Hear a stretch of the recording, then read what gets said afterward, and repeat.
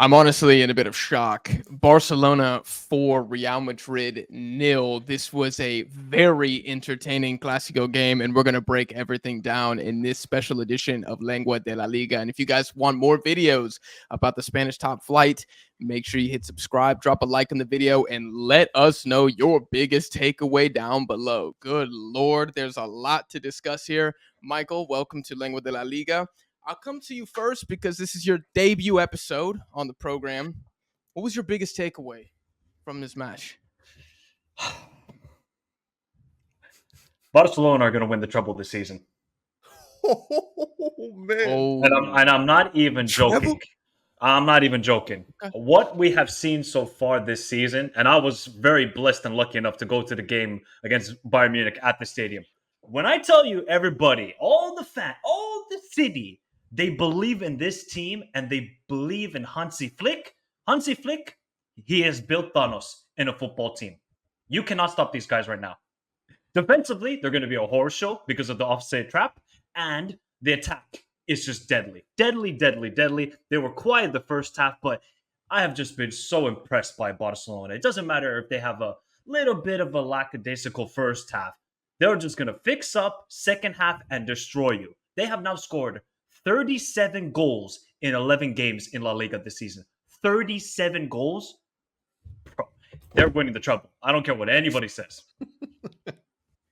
Yeah, I mean, bro, if you to keep the Thanos going, they literally have every Infinity Stone except for Atleti. We are La Liga's last hope of preventing Thanos and I guess having Avengers Endgame actually happen. Dude, very simply, my biggest takeaway, Barca the best team hands down in the league. I'm not surprised that Barcelona won. Jose, you and I both said Barca were going to win. But I'm surprised. Bro, a clean sheet at the Bernabeu? Your third of the season, 4-0 victory. That's when I'm like once the second one happened and the third, I was like, nah. And La Liga, it's done. It's crazy, it's bro. done. Nobody's catching Barca this season. Now, treble. Somebody gonna get him in the Champions League. I don't know who yet, dude. It might be my Monaco. My Monaco shout is looking incredible, by the way. But man, they're just you look top to bottom of Barcelona, elite, bro. Especially if we just keeping it to this game, everybody was so good. Disgusting. Jose, what's your biggest takeaway? Yeah, bro, I'll agree with you. Like, we sat here on the show last week and nobody picked a clean sheet. We all said there were going to be goals on both sides. I think it's kind of crazy even watching ESPN in the lead up to the game starting. Everybody had goals on both sides. The majority of them had Madrid winning. I think whether That's you crazy. I think yes and no. At the end of the day, you got to remember, and I think you watch the first 20, 25 minutes, you're probably thinking, this is why they were betting odds favorites going into this game, because they have a star-studded roster. They're at home. They have that black magic about them, right? They're never out of a game. They're going to find a way back in. Even at 2-0, I wasn't celebrating. I was sitting here stressing, sweating bullets, trying to make sure that we didn't let them do what they always do. So, but bro, once it hit 3, I was like, man, this might be one of those days, right? One of those days I feel like Madrid may have never really had. Maybe someone could fact check me in the comments. I don't know if Madrid's ever really had dancing on the other team moment when they've beaten us, right? It hasn't been a 4-0 drubbing, a 5-0, a 6-2, 4-1. You know, I think if there have been, you know, multiple goal separators between us, it's always felt like we've been pretty close in this game. Today, it's crazy. Frantic first half, like Michael said. It felt like Fermin especially just felt like he was trying to almost do too much, find the home run pass right away. Bringing Frankie de Jong on for the second half was massive. Control the game. Yeah, I think there wasn't anything wrong with how he played. I know that, like, everybody fixated on that. They thought we were committing suicide playing that high of a line. And you could argue with how many chances Madrid had. Maybe they were right, but I still feel like the principle is okay. It's okay to keep playing that way, but you have to have some control.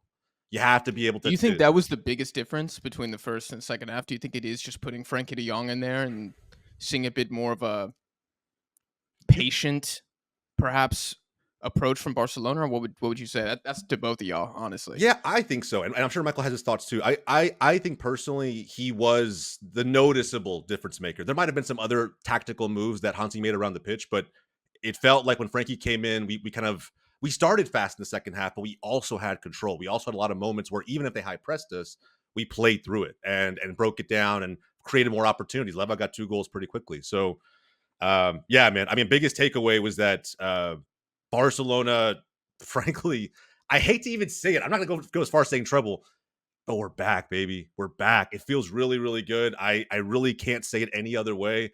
Hanti's restored a lot of the confidence and almost to an extent, I don't want to say arrogance, but it almost feels that way from like the Pep and the Luis Enrique eras, where it just felt like, bro, this team, I don't know who's going to convincingly beat us this season. I really don't. At this very moment, we'll see what happens, but it was a crazy second half. I just got a crazy stat for you all. You ready to hear this? Real Madrid have equaled their highest number of offsides in a first half of a La Liga game for the first time since 2003-04 season against Celta Vigo. Was it 8. 7? 8 in the first man. half. 8. So we can say all we want about Barcelona's crazy tactics, basically suicidal. But Madrid, they got to take some blame in this game massively, and especially the forward line. And I know we're going to get into it, but my God, if that was just a little bit different, a couple of inches, maybe it would have seemed like 6-2, 5-2. This game should have easily been like 6-2. With the chances Mbappe had, Lewandowski should have scored 4 goals. We could always forget about the miss he had, the horrible miss he hit the post. But yeah, look, Barcelona, I think Hansi Flick just shows you his in-game management, believing in every player. Okay, Fermin Lopez, you're not having a good game. All right, let's bring on Frankie de Jong. Changes the game. Pedri, bit more of a controller in that 10 role, and it worked out perfectly. And Lewandowski, man, dude is 36 years old, but still stepping up in big games in 2024. Is he the best striker in Europe? In the world? No, he's not. But he's top 3. He's definitely top 3, yeah. He's top 3 for sure. It's an interesting question now after moments like this, right? A brace at the Bernabeu. If he makes it a hat trick, it's a moment we're talking about for quite some time. I don't know. It's interesting. At 36, though, to even have the conversation, I think it's kind of crazy. Yep. Yeah. Underrated. I think we talked about this in another episode. People acted like Lewandowski turned 34 and then just like fell off because of like one season La Liga. How many goals did he have in his bad season? Wasn't it still like 18 or something like 19. that? Okay, so this is just that's a down season for Leva. That's a down season. I feel like going into this game, which I have a crazy stat as well that I want to drop here in a second, but I feel like going into this game, it felt like too much of the media and too many La Liga fans and neutrals have watched way more Real Madrid than they did Barcelona, and they did not know how to accurately assess the strengths and weaknesses of both of these teams coming in here. Like, I thought there was way too much Barcelona disrespect. I'm like, I see like this. Real Madrid, they've been surviving through the black magic that Jose talked about. I mean, against Celta de Vigo, how they did not lose that game is crazy. Villarreal, we talked about it as well.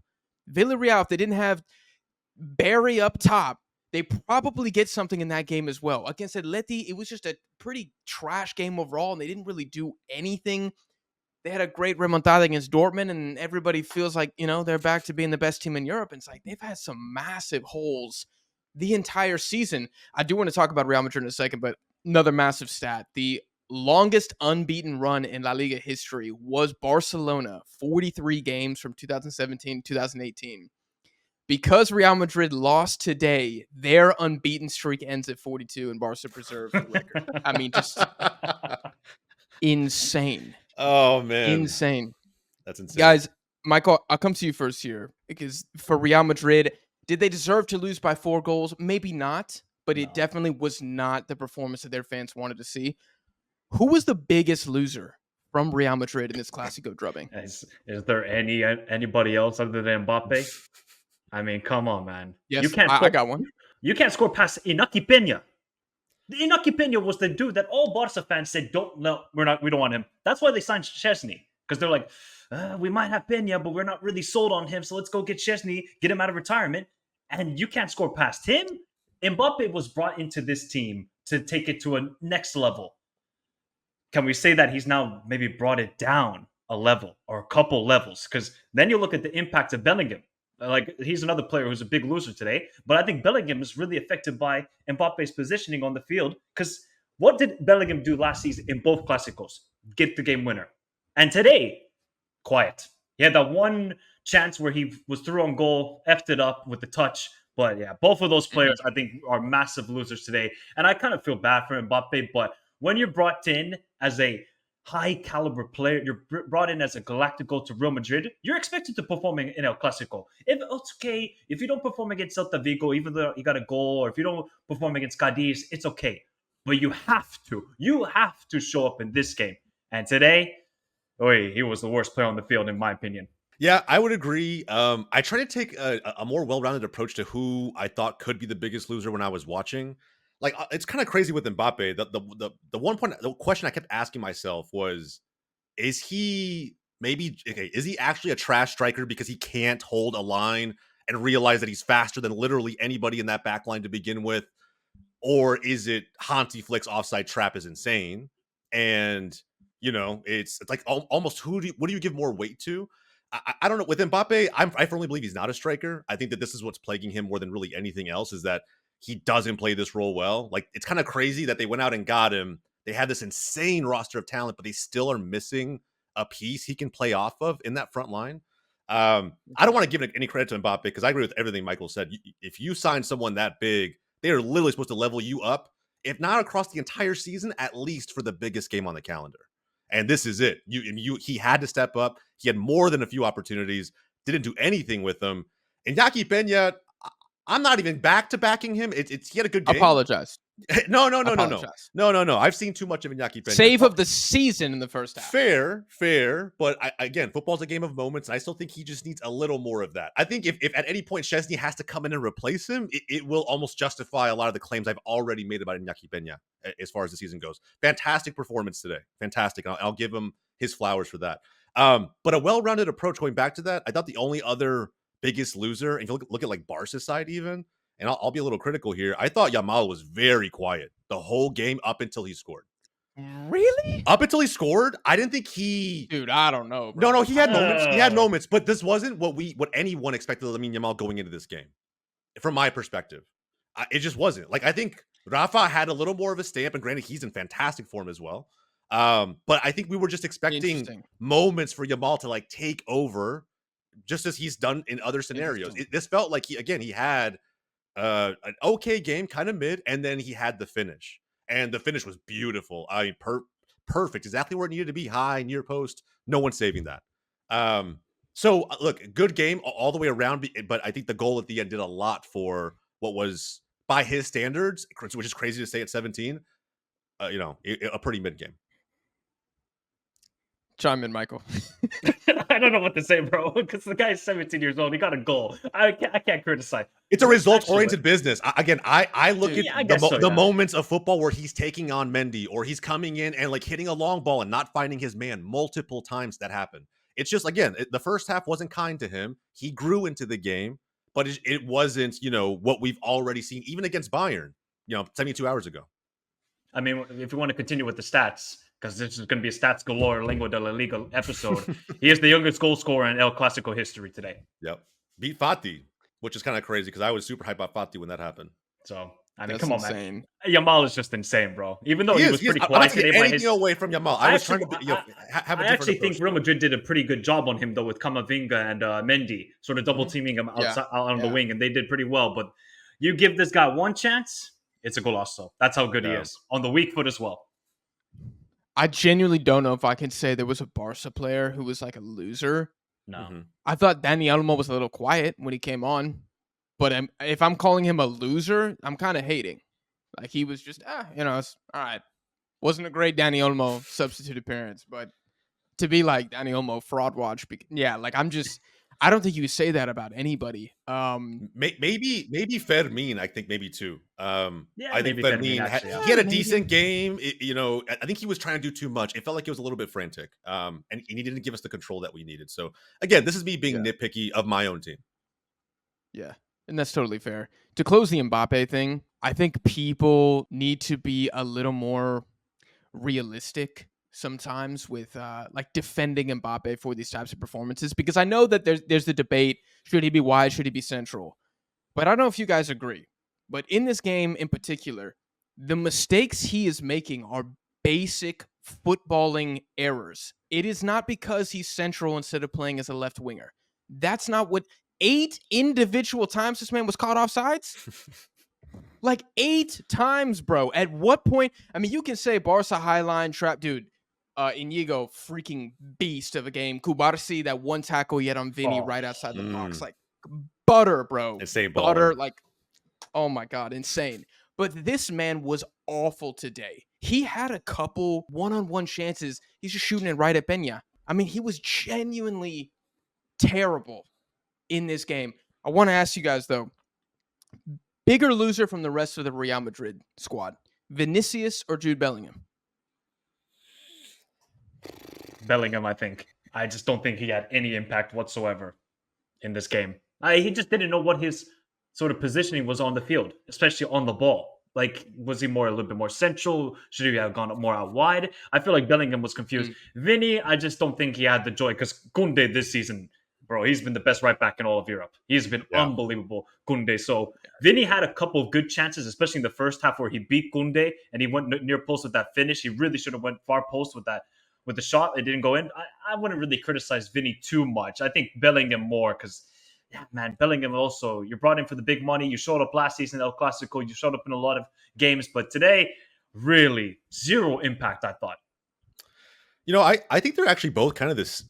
It's very hard to almost split hairs here, only because, like, you could argue, well, Vinny actually got the chances, got the moments, and then just couldn't do anything with it. This is someone that's arguably the favorite for the Ballon d'Or, right? That's coming up right around the corner. Someone who had a hat trick against Dortmund in that comeback. Big opportunity and big moment for really to kind of cement this is his team, not Mbappe's team. And just, had opportunities to do it and just couldn't convert. So, again, Jude's suffering something I feel like he's been suffering from all year. With Mbappe in this side, he doesn't really know where he lines up on the pitch, where he's of most value. I feel like he's now a little bit more reactive, where he was proactive last season with everything, his movement, his impact on the team, his finishing. Doesn't have a goal yet this season so far in La Liga. That's kind of crazy. So they both really kind of had a stinker today all the way through. But I feel like, I don't know, maybe I expect more from Vinny. Sorry to chime in. So is that more than on Ancelotti or Bellingham for him having a little bit underperforming season so far? I think it's Ancelotti. I said that so too. far. Yeah. Okay. I think he's a better man manager than an actual tactical manager. I think he knows how to manage big personalities, but I don't think he ever really gets into these moments where he has to kind of figure out how to adjust, how to properly get back into a game. That's just not a common scenario for him. Am I a massive hater for watching this Clasico game and being like, Jose's already saying yes, I haven't even seen the question. Well, you kind of paused there, so I was like, but go ahead. The answer is yes. Am I a massive hater for watching this Clasico game and saying this is why I have a big problem with Vinicius being the borderline unanimous Ballon d'Or winner? I have a problem with it, bro.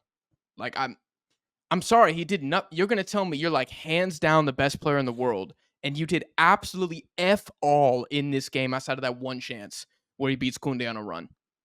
You're already terrible for Brazil. Terrible. Luis Enrique has already taken your spot. That dude's playing in the Brazilian league. So I just have a big problem when I see moments like this, and I'm like, is Vinicius a top 5 nominee? Yeah, he is. He is. But for people acting like, oh, it's not even a contest. No contest. Vinny should win it. I'm like, you're just a Madrista. Like, that's what you are. And I don't think the performances are good enough to say he's a unanimous MVP, if you want to use an American terminology. I don't know. Any thoughts on that? No, not really. I think Vinny is just he will still win the Ballon d'Or, and I think he still deserves it, even though we can say what we want about the Copa America in Brazil, but he still has been performing at a very high level throughout the whole entire season. Now, yeah, in these big games, I would expect a little bit more, even though he did get the Champions League final goal as well against Dortmund when it was 2-0. He got the second goal of the game. So he does show up in these big moments, but maybe in the El Clasico, you would have wanted a little bit more. And today, yeah, to be fair, though, the whole Madrid team, they all are losers. Every single one of them. Lunin, Rudiger, Militao, Vasquez, Mendy, everybody. Valverde. I love Valverde, but man, he had zero impact in the game. Zero. Tchouaméni, the only player where I'm like, okay, he had a good game is Camavinga. That's the only one. Yes. Dude, I didn't know Tchouaméni was playing till like the 30th minute. Genuinely, I didn't know. Same with Fetty. No. I literally felt like I did not feel Valverde's impact anywhere on the pitch. No. He was chasing the whole game, and I have no idea what he contributed. No. But And I'll agree with Michael in that sense too. Well, one, to answer your question, yes, Jack, it was kind of, a little bit of the hater came out, right? But I'll say I'm right there with you, bro, to an extent. I mean, I don't agree with Vinny being, let's say, the top dog in that race. I think there's a huge argument for Rodri, and Rodri's just not really conversationally relevant right now because of the injury. So, a lot of that PR that goes into the race right this time of the year, he's not getting any of it. So yeah, I think he probably now, Vinny, will win.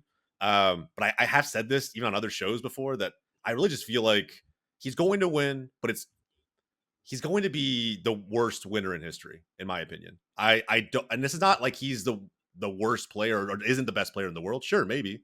But across every Ballon d'Or winner, I don't know if there's a worse one than this one. is he the worst? I don't know the complete list off the top of my head, so I can't agree or disagree. But my biggest beef that I've always had with Vinny is I'm just not convinced you couldn't put other players out at the left wing for Real Madrid and they get you the same output. That's always been Do you my think biggest Rodrigo's just as good as Vinny is on the left wing? just as good. No, I do think Vinny is better than Rodrigo. But do you think Mbappe would have the same impact? Oh, that's a better question. Yeah, I do. I do think he would have the same impact.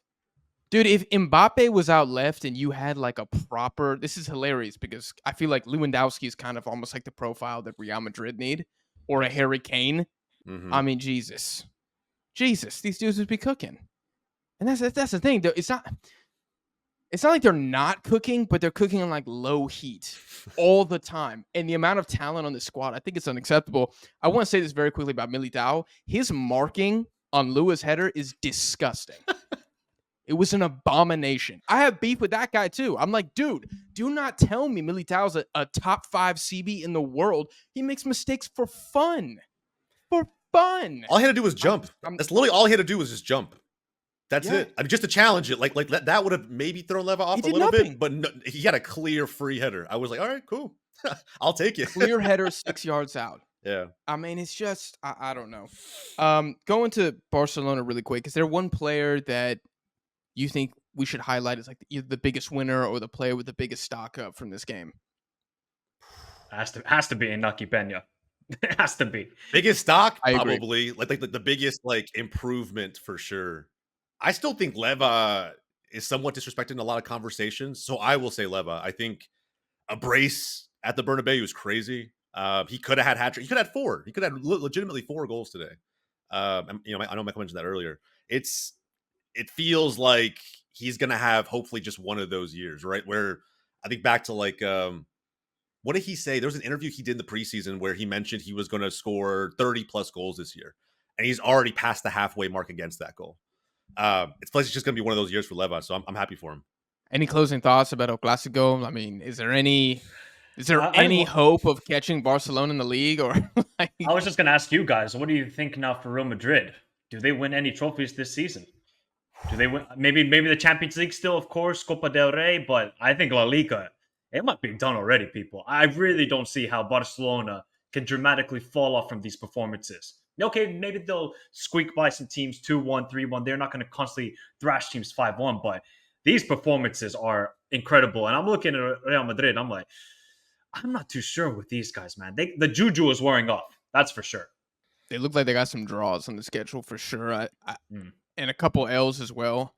Barcelona, man. I feel like everybody took the Osasuna result and were like, Barcelona's title push. I'm like, bro, they rotated the entire squad. Like, and that was a learning moment for Hansi. Yeah, it really was. Correct. Yeah, you just hey, okay, fine. He maybe misjudged La Liga a little bit, right? Specifically Osasuna. But yeah, I think with Madrid, it's man, they're gonna drop points again. I wonder who the next big opponent's going to be. My question is, what is the aftermath of that? There's a lot of big personalities in that locker room. I wonder how Ancelotti balances that. That's a huge question mark. If that's his strength, figuring out how to keep all of them, thinking about providing value to the team is going to be massive. I really feel like it's going to be really easy for egos to get in the way. So I don't know if the drama's done at Madrid. With Barca, the league's always going to be there. Now it's ours for the taking. I won't say title yet. There's still another Clasico to come. Other matches to come. We'll see what happens. But in Europe, I'm really curious to see what Barca does. Really curious. I think Madrid are still defending champions. You got to just, as long as they're there, they're going to be relevant. One of the favorites, but I'm really curious to see how Flick guides this team throughout Europe this season. I got 2 quick questions. Firstly, Barca and Real Madrid now both have 1 loss this season through 11 games. Do you think either team hits 4 losses or more this season? Barca won't. Real maybe. 3 more L's? Yeah, I think they could lose away to Barca, away to the Yellow Submarine, and maybe an L away to Athletic Club or Girona. The San Mamés might be difficult. Yeah, and even yeah. Oh, it's gonna be a game. Dude. Did they travel to Vallecas already? Have they played Vallecano away?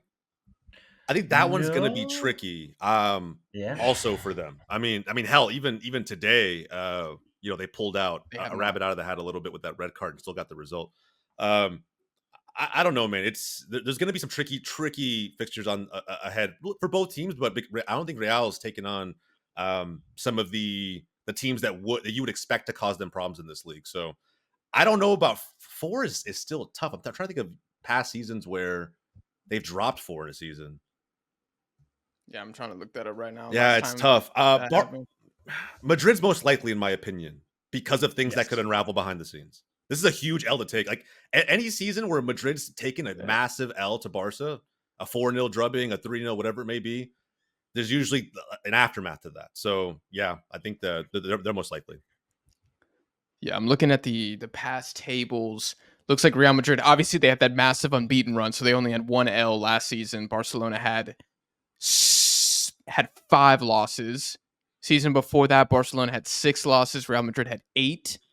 Season before that, I'm 2021, 2022. Real Madrid had 4. Barcelona had 7. Somehow, goddamn Sevilla had 4. That's insane. And just for the vibes, I'm gonna go back one more. Different times for Sevilla, man. Won the league.